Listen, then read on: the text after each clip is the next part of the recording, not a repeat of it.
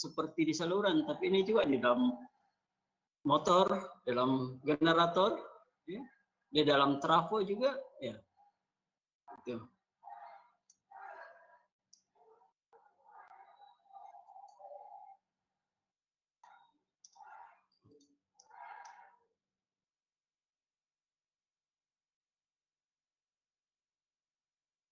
Ya, agak lambat munculnya dia ini sih. Aduh. Ya.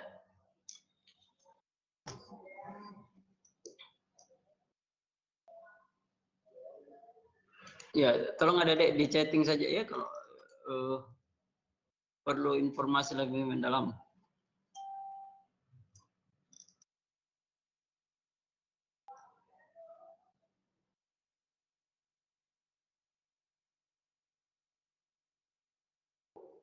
Ya.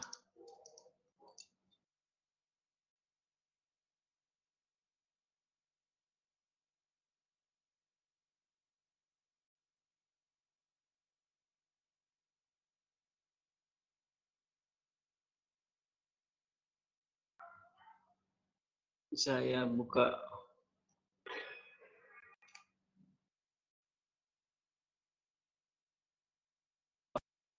ya. Saya buka di sini share saja.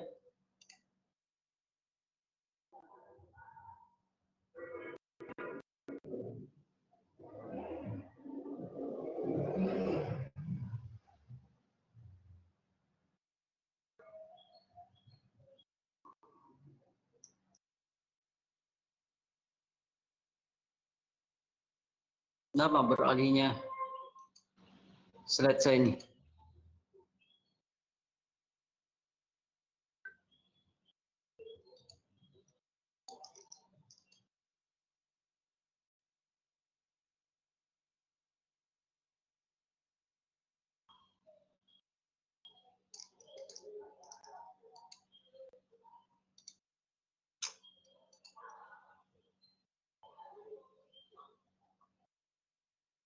Ya. Saya kalau share ini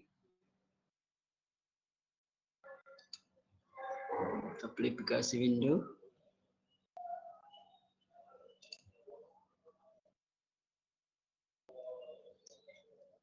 Saya coba deh ya.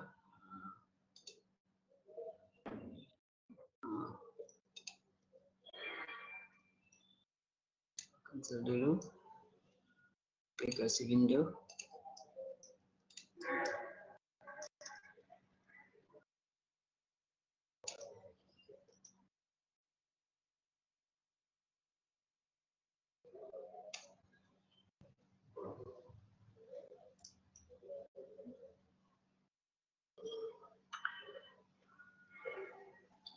Ya, adik-adik yang kelihatan sekarang PPT-nya ya? Kelihatan, Pak. Kelihatan yang anunya, PowerPoint-nya ya? Ya, supaya cepat ini beralih kalau Kelihatan, Pak, per slide. Slide PPT-nya ya? Ya Pak, Ya, per ya, slide-nya Pak. Ya oke. Baik Dedek, supaya cepat nih kalau ini lebih cepat ya. Oke. Ya. Ya kita kembali lagi ke pengoperasian sistem tenaga listrik kita ya, memperhatikan kualitas yang baik, ya, kontinuitas ekonomis dan lingkungan, jadi peduli lingkungan. Sekarang kita harus memasukkan ini juga. Jadi adik-adik nanti bisa dalam tugas akhirnya juga melihat nanti pengaruh pembangkit listrik terhadap kualitas lingkungan kita. Nggak apa-apa jadinya itu. Jadi kita sistem kita itu sudah ramah lingkungan, sudah memperhatikan keadaan lingkungan. Jadi adik bisa lihat pengaruh Jiranjang misalnya ya terhadap masyarakat di situ nanti termasuk di PLTU di sini di Empenan dan di siapa lagi yang di PLT Sembeliah, PU Sembeliah.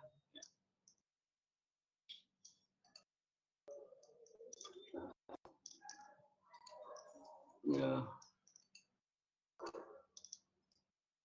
Ya,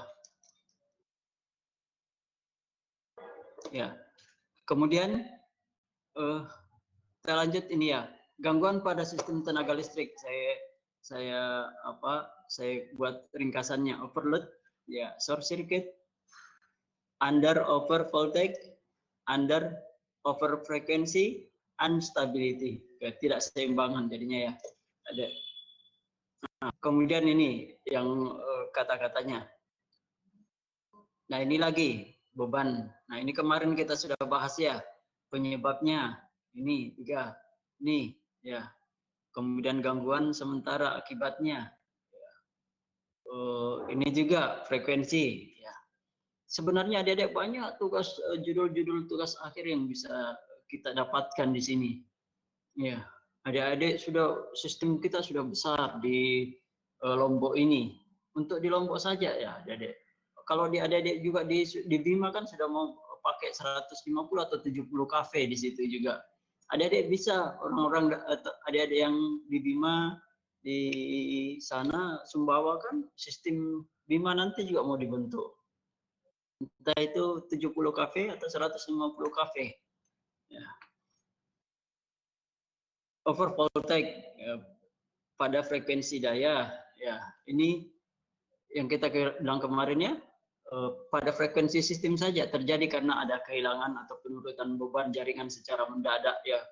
Jadi ini ibaratnya beban kita itu turun secara mendadak. Kehilangan atau penurunan beban di jaringan secara mendadak. Ya.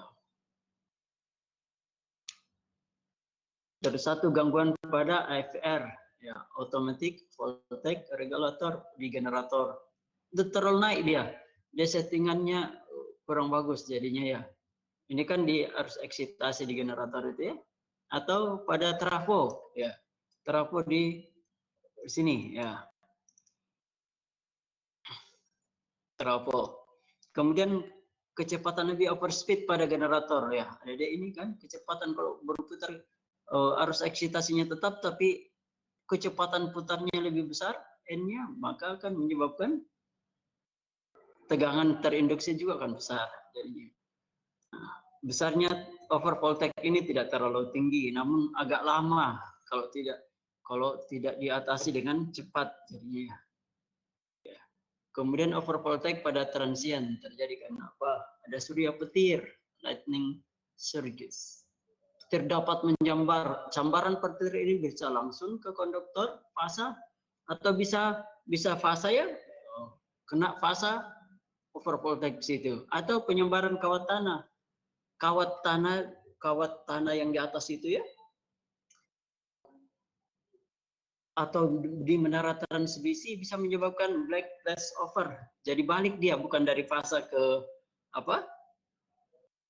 tanah, tapi ini dari tanah atau dari kawat tanah itu masuk ke fasa jadinya. Jadi ini ada back flashover. Kemudian ada surya hubung switch. Ini penyebab bekerjanya adanya CV yang bekerja. Kan kita kemarinnya VL kalau dirangkaian itu sama dengan LDI per DT. Ya. Arus yang tadinya 0 terus tiba-tiba masuk CV, DI per DT itu kan besar sekali. Ya, menyebabkan tegangan tinggi. Ini yang dimanfaatkan pada lampu neon itu jadinya ya. Ada apanya? Ada kumparannya di situ, ada starternya. Starternya itu berfungsi memutuskan, membuka dan memutuskan sehingga tegangannya akan tinggi, meloncat dari ujung elektroda tabung satu ke tabung lainnya. Kan itu tidak ada konduktor di situ. Yang adanya gas di situ. Ya. Ya, ini kita mengurangi terjadinya gangguan. Nah, ini standar-standar. Tentunya semua ini harus diperhatikan jadinya ya. Kemudian mengurangi akibat gangguan, mengurangi terjadinya gangguan. Jangan sampai gangguan itu terjadi. Ya. Nah, kalaupun dia terjadi harus kita apakan dia.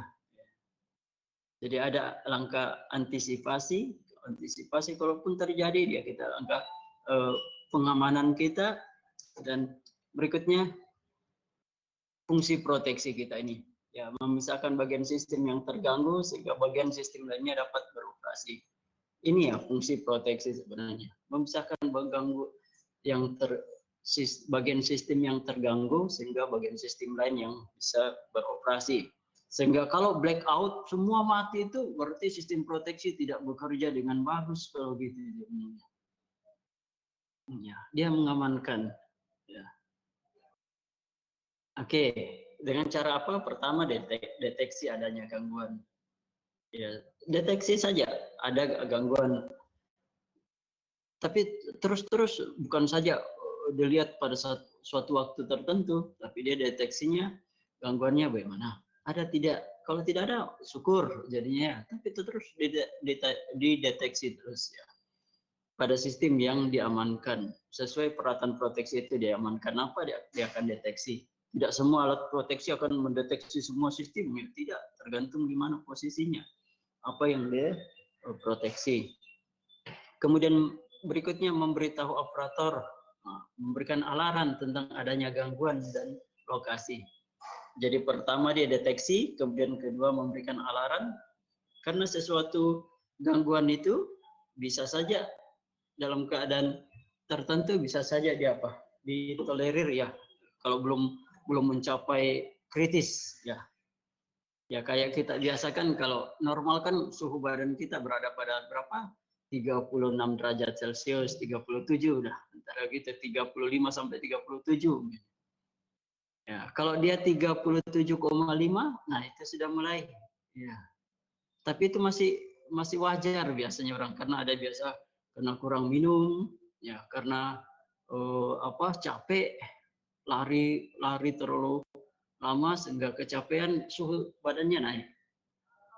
Ya, jadi alarm saja mungkin alarm itu saja. Oh, suhu badan kita sekarang gini, jadi harus minum, istirahat atau apa. Jadinya ya ini diambil tindakan begitu seperti operator ini, berikan operator alarm atau secara tidak dia menyalakan lampu kuning. Ya. Nah, itu kan dalam posisi begitu operator bisa melihat apa sih yang menyebabkan ini. Ya, contohnya saya masih ingat kemarin kalau trafo itu panas. Ya, dilihat di mana, kenapa dia panas. Kemungkinan kipas anginnya, pendinginnya itu tidak berfungsi. Atau ada apa? Ada layang-layang menutup dia sehingga sirkulasi udara pendinginnya itu tidak bekerja dengan baik. Nah, tidak harus dimatikan dulu sistem itu. Tidak harus dimatikan dulu beban trafo itu. Ya. Kemudian yang ketiga baru melepaskan bagian sistem yang terganggu, fault clearing, ya membersihkan dari gangguan itu, lepas bagian sistem yang terganggu. Kalau sudah terganggu ya seperti di kedokteran, kalau sudah bagian tubuhnya misalnya kakinya sudah tidak bisa lagi diperbaiki, apa harus diamputasi jadinya ya, supaya bagian yang lain tidak kena begitu. Jadi sistem kita di proteksi ini berhubungan juga dengan sistem kedokteran begitu adik-adik nanti. Nanti kita lihat sound-soundnya juga. Ya, ini.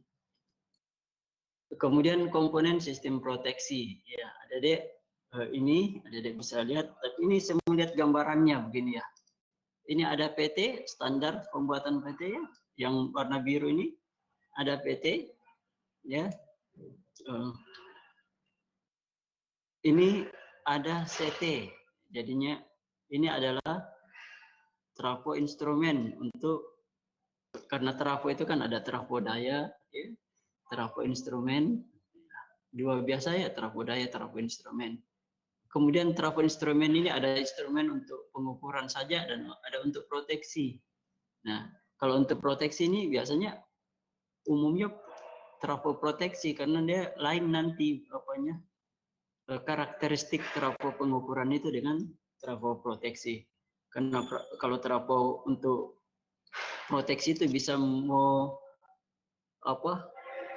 mentransformasi arus yang besar sekali begitu jadinya. Kalau trafo pengukuran kan diukur pada saat dalam keadaan normal saja dia. Harus nominal berapa persen dari arus nominal gitu ya. Ya. Jadi ini tolong adik-adik harus bisa menggambarkan trafo ini, komponen ini ya. dibulak-balik juga tempatnya, bagaimana busnya dibawa sini, dimanapun itu adik-adik bisa gambarkan jadinya.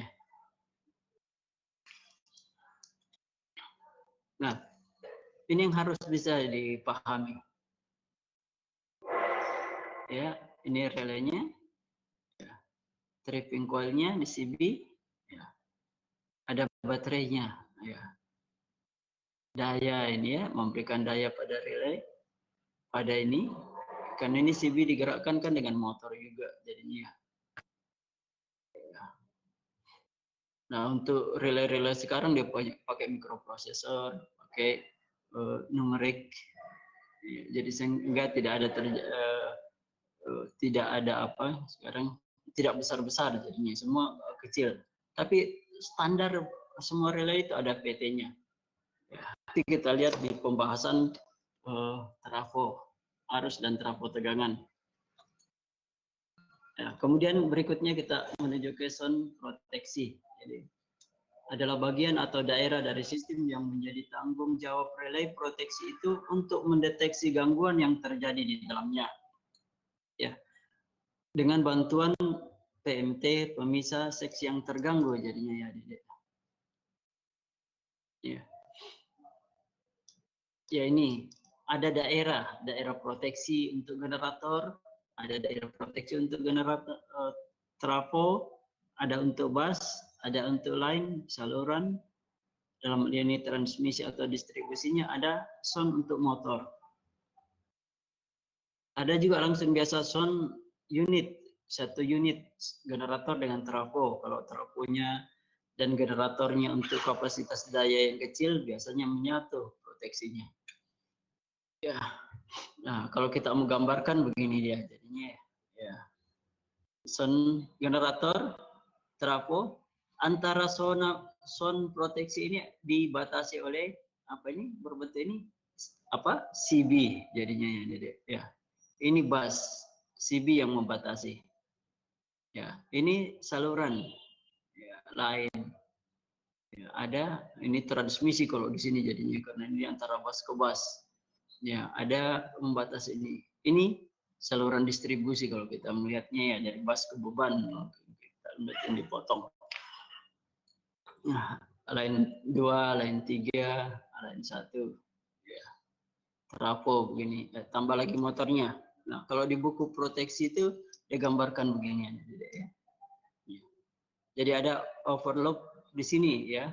Sound proteksi trafo ini yang trafo nomor 2 ya, ada lihat nomor 2. Nomor 2 di atas ya, karena ada juga nomor 2 di sini.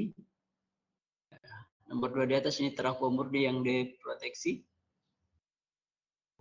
Ya, ada CB di situ yang membatasinya. Ya, ini semua. Intinya yang membatasi sound itu ada CB-nya. Karena dia inilah yang membuka nanti ya kalau ada gangguan ya diperintahkan oleh relay untuk buka. Dan dia akan mengisolir daerah di sini. Memutus. Ya. Kemudian kita lihat simbol-simbol yang digunakan. Ya, adik-adik biasa melihat buku-buku kita di Indonesia itu kombinasi biasa antara Amerika dengan Eropa. Ya, misalnya elemen normally open, kontaktor. Ya, sebagian besar kita biasanya pakai normally open. Ya.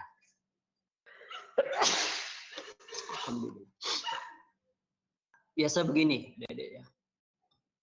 Atau begini. Ya, normally close begini ya. Close begini Amerika, kalau ini secara normal saja hampir sama jadinya ya. Kalau bentuk C, bentuk T ini ya. Ini ya satu masuk ini yang lebih sering kita gunakan ya bentuk Eropa begini jadinya. Saklar tukar jadinya. Kalau ini mati di atas, di bawahnya nyala. Iya. Nah, ini yang harus diperhatikan ya. CB kita secara umum Indonesia CB gambarnya begini. Ya. Kalau gangguan kita pakai begini. Jadi kita antara ini ya, Amerika breaker kita pakai kotak, gangguan kita pakai petir ini. Ya.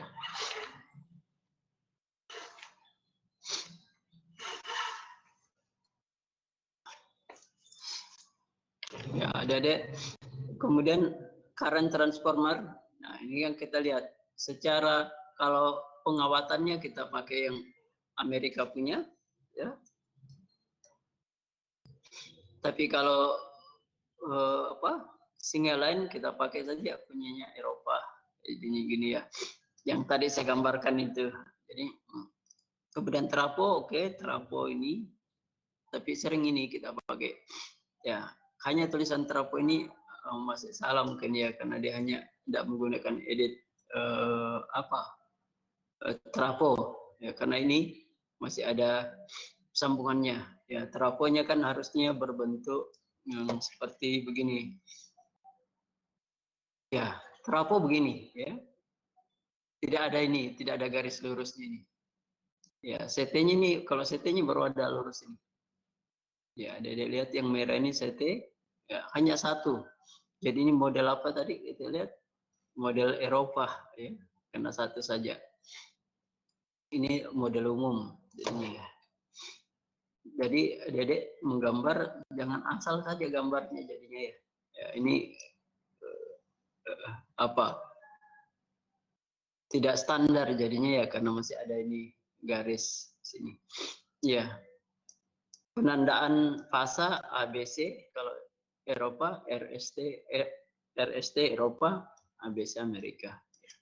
Komponennya juga begini ya. Ada dilihat lagi arus sama I. Kalau tegangan Amerika tegangan biasanya kita pakai U. Ya. Ini biasanya adik-adik dapatkan di lab listrik, lab STL kita biasanya penandaan tegangan itu pakai U. Jadinya ya, bukan V. Oke.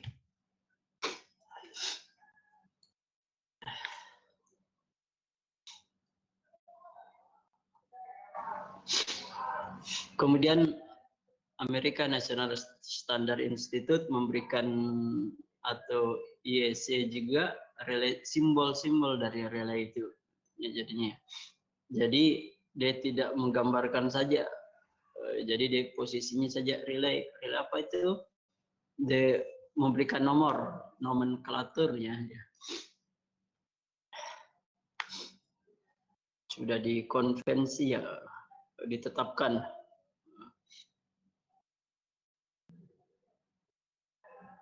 Ya, ini deskripsinya, penjelasannya. Misalnya overspeed relay, relay kecepatan lebih. ANSI-nya itu digambarkan nomornya nomor 12. Ya.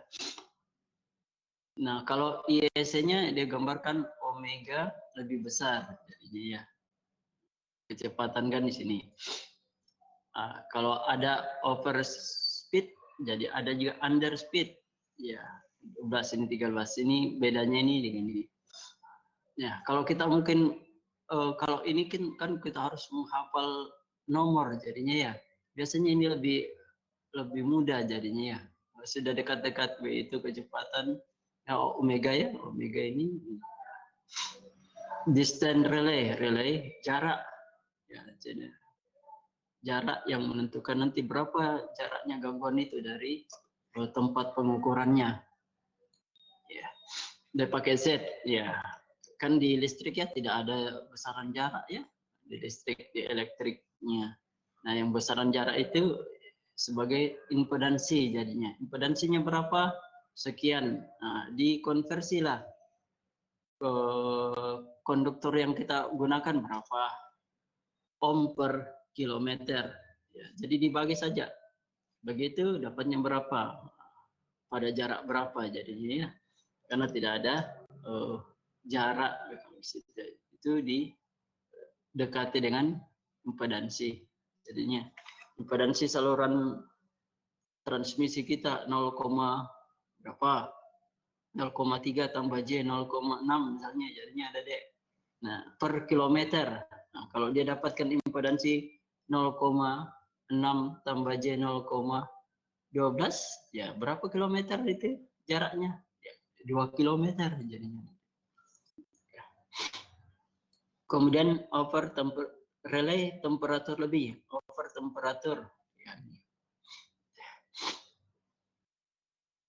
Over temperatur, under temperatur ada tidak? Ya. Ya biasanya tidak ada ya. Sama under temperatur kan tidak ada, over saja.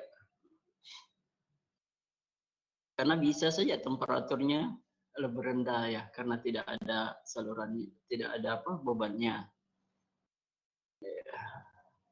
Kemudian under voltage ya, kita under voltage dengan over voltage ini jauh tempatnya ya. Mana? Ya ini ya, under voltage dengan over voltage relay. Ya.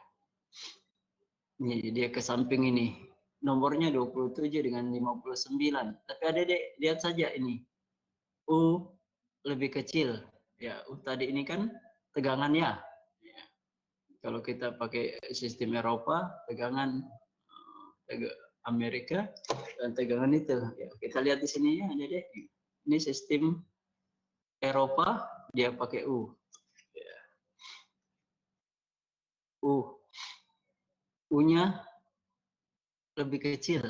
Ya, jadi lebih kecil dari yang tegangan nominal under voltage. Kalau ini U lebih besar, over voltage. Jadi ini lebih bisa kita ya daripada ini menghafal ini. Karena bedanya juga jauh, 27 dengan 59. Tidak tahu urutannya bagaimana dia ya. Directional over power relay. Relay over power, beban lebih, arahnya dilihat ini. P besar, arah dilihat ada arah. Ya, bebannya besar tapi dilihat lagi arahnya sudah sesuai atau tidak besar itu.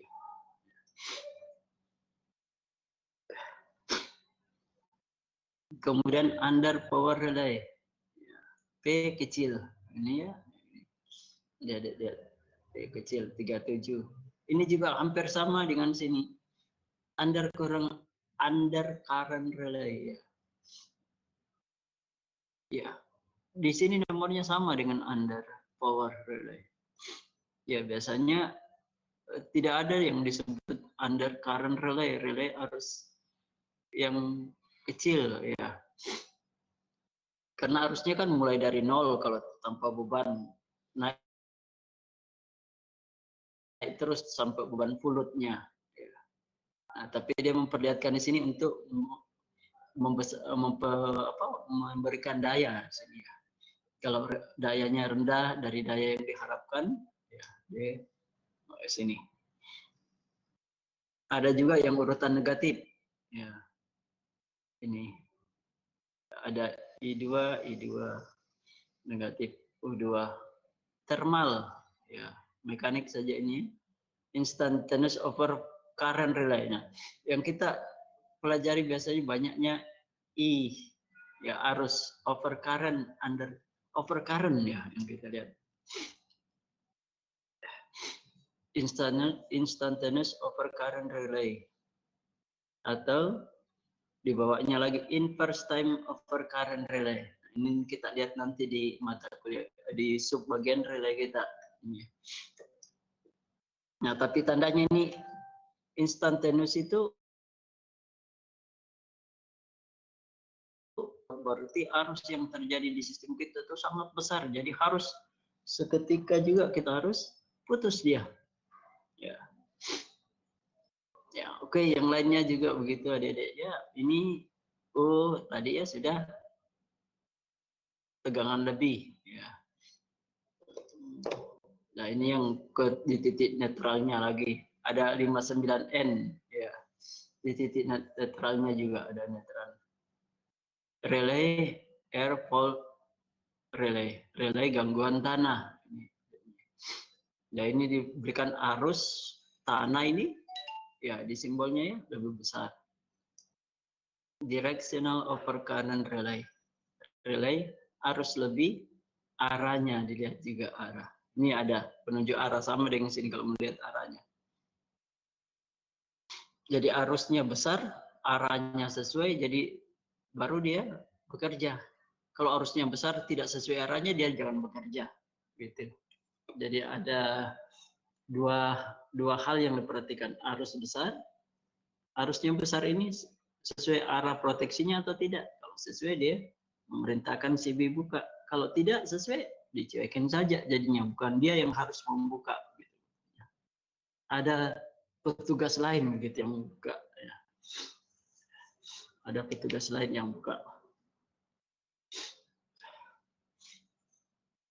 Misalnya apa ya, dalam suatu gedung tiba-tiba orang keluar banyak, jangan itu dia dianggap suatu harus ditutup pintunya supaya jangan orang keluar, enggak ya. Yang biasa ditutup, harus orang masuk ke dalam gedung itu banyak sekali, itu harus ditutup ya, karena takutnya gedung itu kepenuhan ya, nanti ambruk kalau banyak orang masuk, jadi ditutup. Jadi dia proteksinya bekerja. Kalau orang keluar banyak, tidak apa-apa. Nah, karena ditakutkan apa? Ada masalah di dalam gedung itu sehingga orang keluar banyak jadinya ya. Kan secara itu logika juga main jadinya. Jadi, ini juga yang 67 directional air flow relay. Fasa ya. Under frekuensi dengan over frekuensi 81U. Ya. Ini kalau ini tetap kita menghafalnya. Ini syukurnya berdekatan dia. Dan sama ya, 81U dan 81. Oh, U itu bukan tegangan lagi di sini ya. Tapi under. Ya, 81 ini menandakan relay frekuensi. Nah, lebih bagus kalau ini tandanya. V lebih kecil, lebih besar. Nah, apalagi kalau ini adalah relay diferensial. Diferensial itu kita mencari selisih antara beberapa besaran yang diproteksi. Nah, I bedanya dia dengan I yang besar ini ya, atau ini ya. Tahu mana I tadi ya. Ini ya, I ada D-nya di sini pakai ya. Jadi, oke, referensi kita ini ya, referensi kita ini. Jadi bisa lihat di situ. Dan buku-buku ini adik-adik, silakan adik-adik bisa bisa download di beberapa web. Nah, ya.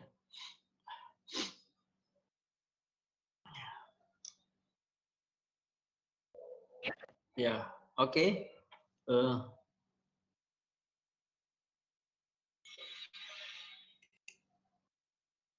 Ya.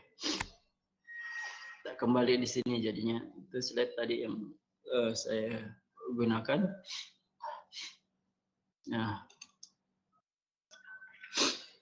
saya mau minta adik-adik, mudah-mudahan kalau saya gambar agak besar begini.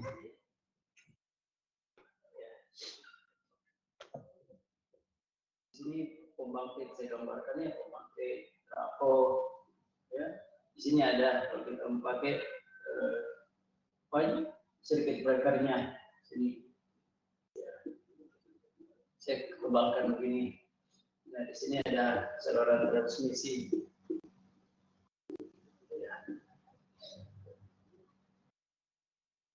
Ya, kira-kira beginilah. Ya, ada deh. Tidak kelihatan ya? Kelihatan, Mbak. Hah? Yang kelihatan? Ada. Tarik. Siapa? Ya.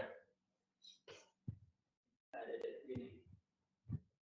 Kemudian di sini lagi ada saya trafo. Di sini ya, di distribusinya ya. Distribusinya juga punya CB.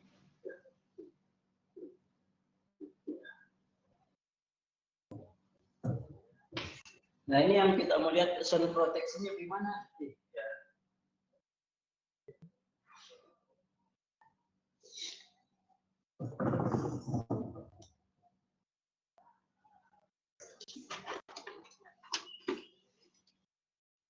Ya.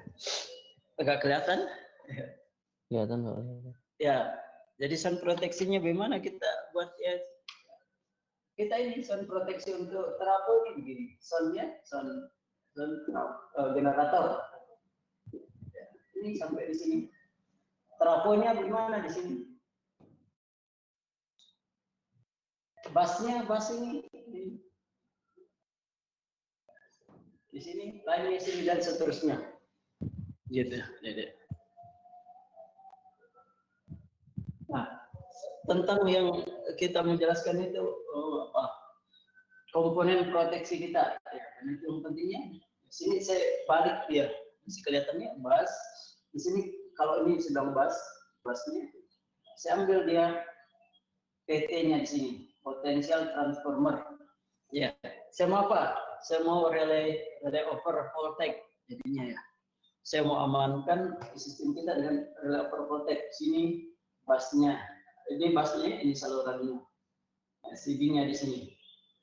Di sini pelanggan di sini nanti. Ya. PT-nya di sini sambil. Semua ada relaynya di sini. Relay. Ya, relaynya. Di sini setelah relaynya akan memberikan perintah kepada CB. Terus di sini yang ada powernya di sini, power supply-nya. Tapi kadang-kadang itu di gambaran itu tidak ada power supply-nya dimunculkan ya, karena jelas dia memiliki power supply di sini. Ya. Ya. Ini kalau ini saja kita gunakan ini adalah yang tadi over voltage. Ya. Atau voltage besar begini ya, simbolnya. Ya, jadi sini kita gambar saja U lebih besar. Cukup PT saja di sini. Cukup potensial transformer saja, tidak usah CT ya. Nah, kalau kita ukur dia membuat proteksi arus lebih, kita ambil misalnya kita pisahkan dulu ya. Ya, kita arus lebih kita ambil dia di sini ada CT, kita masuk ke ini relaynya, baru relaynya ini diperintahkan sini ya, ke CB. Ya, CB-nya ini juga ada nomor 52 kalau nomenklaturnya di ANSI ya. Jadi kita kalau sudah kotak begini kita bilang itu secara umum tadi ya di gambar simbol itu adalah CB ya. Circuit breaker. Ini baru CT. Ini relay apa kalau begini ada arus lebih masuk sini baru bukan ini. Relay apa itu? Relay over current. Jadi I lebih ya, lebih. Over saja. Nanti kalau kita lagi ada I lebih-lebih. Nah, I lebih-lebih. Jadi ini instantaneous over current relay. Nah, yang ini kita pelajari. Ini sudah kita lihat bentuknya kalau proteksi itu tegangan lebih atau tegangan juga bisa dua di sini karena sama PT bisa juga under dengan over ya. Nah, ini tegangan kurang juga. Ya. Kalau arus biasanya enggak ada arus kurang gitu ya, arus kurang. Misal dengan yang ada itu power daya yang kurang. Nah ini, namun biasanya relay itu kan tidak satu-satu saja dia, tapi relay itu sekarang sudah modern, satu panel relay itu sudah banyak di situ bisa deh melakukan proteksi. Nah, misalnya relay tadi kita untuk proteksi arus dan tegangan, ya. Tegangan masuk di sini di relaynya. Di sini ada lagi arus juga. Bagaimana kalau di sini arus juga masuk ke sini untuk mengerjakan sini? Apa yang dilihat dua besaran ini? Ya, besaran arus masuk dari sini tegangan masih dari sini. Ya, antara arus dengan tegangan itu akan melihat apanya nanti. Salah satunya tegangan dibagi arus itu kan sama dengan Z jadinya. Impedansi dilihat berapa impedansi gangguannya. Ya, misalnya di sistem sini ada impedansinya begini ya.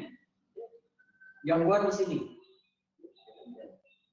Jadi kalau begini kan arus gangguannya ke sini. Jadi arusnya besar sini mengalir. Arusnya mengalir misalnya berapa? 100 ampere. Nah, tegangan yang di sini terpantau oleh PT tegangan sini kan, tegangan sini kalau kita secara rangkaian kan bagaimana rangkaian itu begini. Nah, dia terhubung ke sini. Arusnya ke sini. Ini berapa tegangan yang terjadi di sini ya? Ya, tegangan ini berapa? Ya. Berapa? 300 volt. 300 volt kena arusnya 100 ampere dapat 300 sehingga impedansi yang kita berikan impedansinya adalah 300 dibagi 100. Katanya. Jadi sama dengan 3. Kita melihat 3 itu.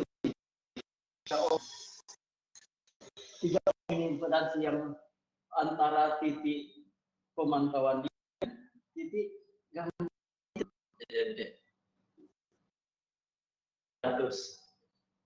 300 tegangan di sini terpantau oleh relay dengan masukan PT tegangannya pada saat gangguan itu 300 volt. Arus yang terukur oleh relay masukan CT 100. Jadi 3 ohm. Ini 3 ya, 3 ohm. Berapa jaraknya? Tinggal kita konversi nanti. Berapa ohm per kilometer? Ya, kalau 1,5 ohm per kilometer, sehingga jarak ini adalah 2 kilo. Misalnya 2 kilometer dari titik sini. Nah, ini yang sering proteksi jarak ini merupakan relay yang digunakan sebagai relay utama pada proteksi di transmisi, saluran transmisi. Jadi sudah bisa ditebak di mana gangguan itu terjadi tanpa harus mengukur. Yang kan kalau kita mau pelototin saluran transmisi di atas di mana gangguan ini ya.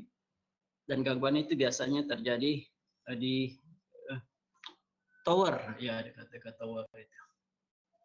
Kalau di saluran yang melintang itu ya pasti kelihatan ya kalau putus atau ada yang kena apa. Itu ada dek. Ada yang mau ditanyakan? Ya, kelihatan kalau full screen. Pak izin sedang tidak ada. Oke, yang izin tidak apa-apa. Lanjutkan saja nanti. Ya, Dedek. Ya. Apalagi? Ya. Ini yang intinya Dedek. Kita lihat di apa? Di komponen.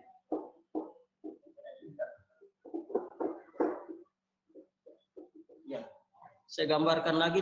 Jadi gambar itu bagaimanapun bentuknya nanti ada Dedek. Prinsip dasarnya harus ya.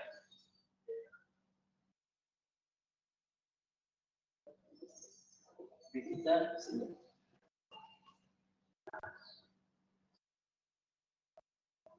ya. Ambil PT-nya, CT-nya. Nah, kalau kita mau gambarkan secara baik PT buat begini ya. Ini relaynya. Relaynya ini perintahkan ke sini. Tripping coil atau apanya itu tidak usah saya tunjukkan. Ya, ini sebenarnya. Komponennya itu ada ini PT dan atau CT. Begini. Kemudian relay. Kemudian CV. Ya. DS tidak termasuk dalam komponen proteksi karena dia kan masuk keluarnya di situ secara manual, ya, tidak dikontrol. Nah, tapi kenyataannya juga bisa dikendalikan. Oh, dibuka dia